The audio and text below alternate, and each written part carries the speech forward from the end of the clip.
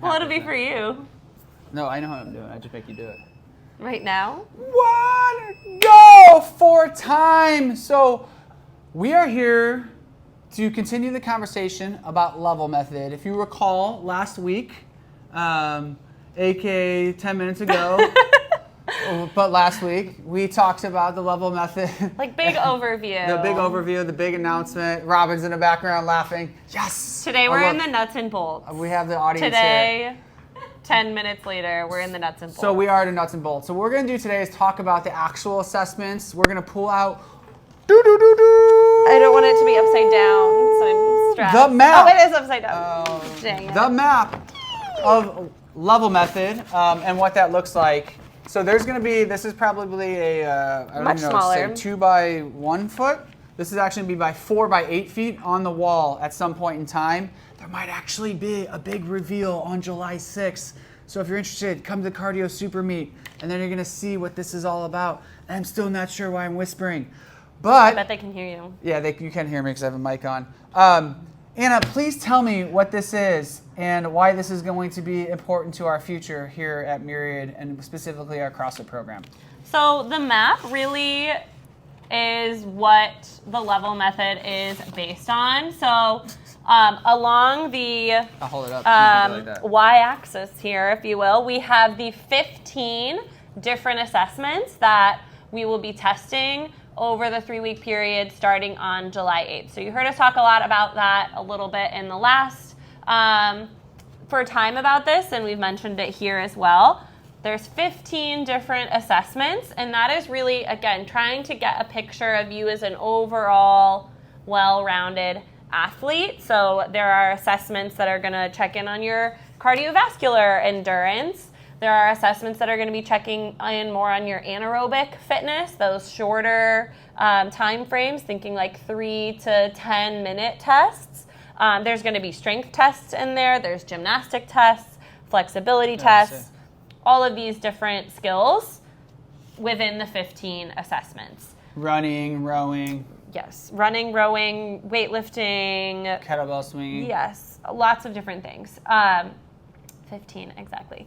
Then along the x-axis, so moving from left to right, there are 32 different steps that will be essentially where you land in these assessments. So the left-hand side, the white side of the map, is going to be more where our beginners are going to likely be starting, getting into yellow, orange. Again, that I would say like white through orange, or like a little bit more beginner intermediate. Blue, purple is starting to get more intermediate fitness, and then brown, black is more advanced athletes, and then red is pretty elite level fitness. So most of us are probably going to be landing somewhere in the middle of the map. But again, there are 15 different assessments. So you might have one skill where you are really, really solid. Let's say you're someone who's got a running background and you're a really, really awesome runner, but you're new to the lifting. You might be really far over on the running tests and then further to the left on some of the lifting assessments. And that's totally fine. Why are you picking on me? I'm not aiming that at you directly by any means. But again, there's 32 steps along the way, so that's a lot of progression points from left to right. That's the map, essentially. Yeah, what do you want to add, happen, ask me more questions? No, absolutely. So I want to kind of dive a little bit deeper. So July 8th, we talked about this briefly in the first part. July 8th is when Level Method's being launched here at Myriad, so Myriad CrossFit. What does that look like for a member? Like, do they just come to a class? Yep. And then what's happening in that class? Yeah, so the classes are going to be structured just like a normal class in terms of you'll start at the whiteboard right when your class starts. The coach is going to go over what we're doing that day. The coach will lead you through a warm-up, and then you will begin an assessment. So again, there are 15 assessments. Most days we're going to be doing just 1 or 2 assessments. Again, I mentioned that there's a huge variety of different skills. So, one day you might be doing a more lift or strength focused assessment, followed by a more cardiovascular assessment that's going to really similarly mirror how most of our classes go, where we have a strength or a skill portion followed by a workout portion. It'll just be assessment focused rather than a random workout. So how do I know what I'm doing in that workout for that assessment? So a couple of different things. One, your coach is going to be leading you through it just like they would for any other class.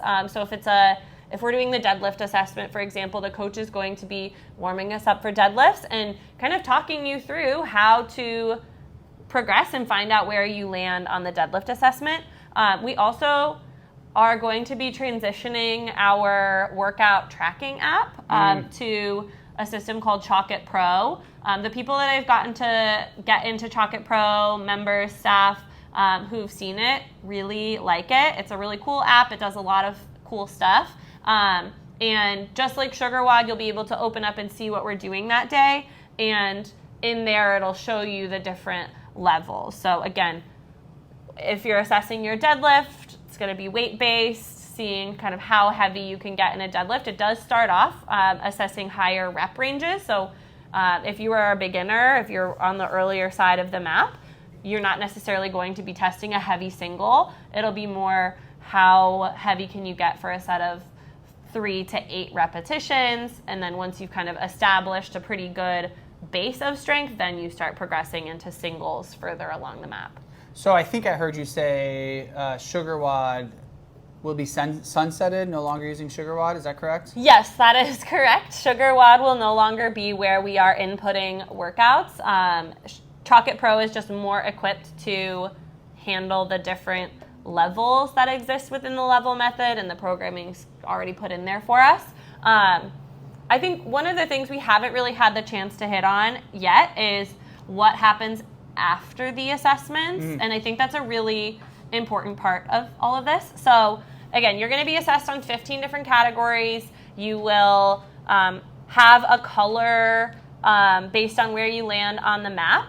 So then let's say the first 3 weeks is that assessment period. Week 4, when you walk into the gym and there's a workout on the board or workout in the app, based on where you test, the workout will be kind of customized and designed for you. So let's say the workout is 5 rounds of... Actually, can I stop you? Yeah. I'm walking into the gym. It is August 10th. I walk in. I come out. Where am I going? So you're going to be going to the kind of west wall where currently our jump ropes are, the flags are. There's going to be the level method map, the really big version of this on the wall, and a TV displaying the workout for you. So rather than things being written on the whiteboard, there's going to be a TV that's going to show you the 7 different versions of the workout that day. Did you just say 7 different versions of the workout? It's really even more than 7. It's like 7 factorial, depending, maybe not 7 factorial. No, that's true. I hear what you're saying. Yeah, so it's more than 7 theoretically. So again, if the workout is 5 rounds of a 400-meter run, 15 pull-ups, and 10 front squats, you are going to have a running color, running level, and if my running level is orange, I can look at the orange version of the workout, and I might end up being running 200 meters rather than 400 meters for the workout. If my upper body pulling is black, I'm going to be doing the black version of the pull-ups, and maybe that's the 15 pull-ups, or maybe it's 12 pull-ups instead of 15. If I'm down here on the pull-ups, maybe my version is 10 ring rows instead of the 15 pull-ups. And then for the 10 front squats, my weight is going to be determined by where I land on the map. Mind is blown right now. So what I'm hearing is when a coach says scale is needed for the last 10 years, the athlete no longer has to make that up or figure that out on their own. This is gonna method of athletic progression is going to tell me what to do. Yes, exactly. So I think one of the things that, again, some of the members who've tested this out, some of our coaches have really realized is everyone's going to have a little bit of a better sense of where they are at in their current fitness, and it's less of a trial and error. It's not on, your coach doesn't have to try to remember every single person's 1 rep max front squat to give feedback on what weight they should do in a workout. If you're someone who is working on your front squat strength, you'll be able to more honestly know kind of what you should be doing for a front squat in a squatting workout. One of the things that I've seen in people playing with this is it may end up meaning in some cases that you're doing a harder version of something that you're weak at and an easier version of something you're strong at in an effort to help move you forward. Anything that you're weaker at. Exactly. So a great example is the workout Diane 21-15-9 of deadlifts and handstand push-ups. We have a coach who is a pretty strong deadlifter and would self-admit that push-ups and pushing strength is not their forte. And when we did the assessment, they ended up doing a much lighter deadlift than they normally do, and they did a harder push-up version than they normally do. And it ended up being kind of the perfect combination of workout for them, and again, kind of progress them forward or gives them the opportunity to work at the thing that they're not as good at. But they would have never done that on their own. Exactly. That's not their normal. Weight. They're like, that's too light of a deadlift for me, and maybe been intimidated by the push-ups. So I know we're a little long, but I wanted to ask you, I see my journey on here and just kind of like made me, what has been your thoughts, your feedback, your journey with the level method thus far? Because I know you've tested, you have a color. Yeah. So what color are you? Sure. My color is purple too. One of the assessments is neurological and core endurance, and sit-ups is a part of that assessment, and that's not something I've been doing a lot of, just over a year postpartum. So that assessment has been my weakest one, and that's going to be what your overall level is based off of. I would say overall, it told me exactly where I need to work. Like you knew it, but you didn't know it on written down, right? Yeah, I mean, it's real. I knew it, and I don't care. Well, and not that I don't care, but the thing that I'm supposed to be working on, my running and my rowing are also my weaker points. Anna and her endurance. Me and my endurance. But I think one important thing to note for people is you can either care about that or not. Like, you may find on the map that the areas that you're weak at, you may not want to work on them. Like, running and rowing are not my favorite things in the world. I might be perfectly happy with maintaining at that level of running and rowing and continuing to work on my strengths. Or you might find a little fire lit underneath you because of wherever your weaker points are, and you may want to move those points forward. So yeah, at the end of the day, it's really what you make it, just like any other class. You don't have to work on anything, but it also is going to show me more of what should I be rowing. Honestly, I probably overscale on cardio movements because I don't particularly care for them, and this assessment is basically going to tell me, no, you can do the full rowing distance. You can do the full running distance. Yeah. I mean, it comes back down to this program is GPP, General Physical Preparedness, which we've talked about in previous episodes, zombie apocalypse. You want to be okay or good as many things as possible. That way you live and survive for as long as possible. Yeah. And yes, I will also add my experience because Anna did ask me, right? Yeah, what's your experience, So Jared? it's reinvigorated me in the world of my own fitness, CrossFit specifically, of the GPP, General Physical Preparedness, where it's like, I'm the same thing. I think I'm an orange 3 right now, which is back here. And I'm okay with that because like I have not worked on strength in 4 years, 5 years. I have been more of like cardio body weight, so I'm okay and high up in those. So my front squat was low, my deadlift was low, and that's okay. But like to your point, you will all have your own individual color code system, map. What do you call that? So that's like you can see where you're at on your own individual thing. Yeah. And it's like I'm orange in all strength things, and it's like very open to me to be like, those are my weaknesses, where and I want to work. I am motivated now to where I want to fix that and get stronger in those areas. Well, and I also think that Jared is someone who admittedly is prone to like hopping into a class and sometimes using a heavier weight. And I think this is a great place to say like, okay, based on where you assessed, giving you kind of the weight that is right for you for the workouts. And it might be 3 months, 6 months, 9 months, a year, 2 years, 3 years for me to work out this way. And I'm okay with that because I know we're going to be doing this system for a while. And I think that's the most important thing is like, this takes time, get on the map. I do want to hop back to the assessments for just a minute. So we talked about kind of like what comes after the assessments. But again, over the course of the 3 weeks, you'll be doing 1 to 2 assessments in class each day.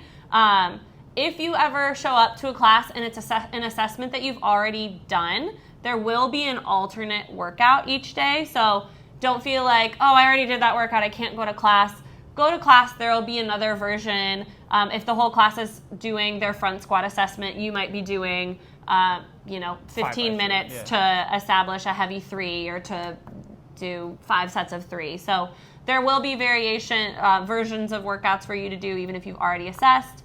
There's also going to be a makeup day each week. So as you're working through over the course of the 3 weeks, if there's a test you haven't hit yet, you can come on. I believe it's going to be Saturdays that you'll be able to come in and make up that assessment.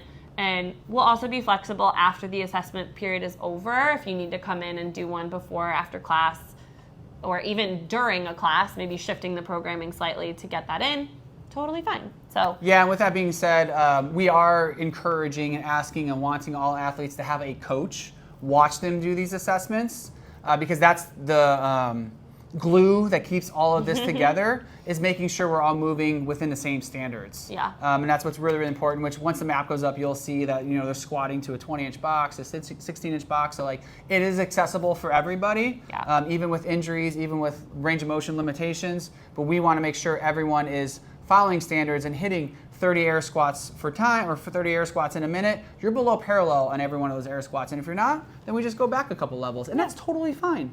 So I just want to call that out as well. So, not coming into open gym and doing all your assessments and no one sees it, and then all of a sudden you're red 6, 5. Red 6 is so far off the map. All right, we went long on that, but that's good. I loved it. I think we hit everything we needed to hit. I could keep talking forever. So, yes, you can. Yeah, one of my skills. But we'll leave it at that. Yay! Time. Do.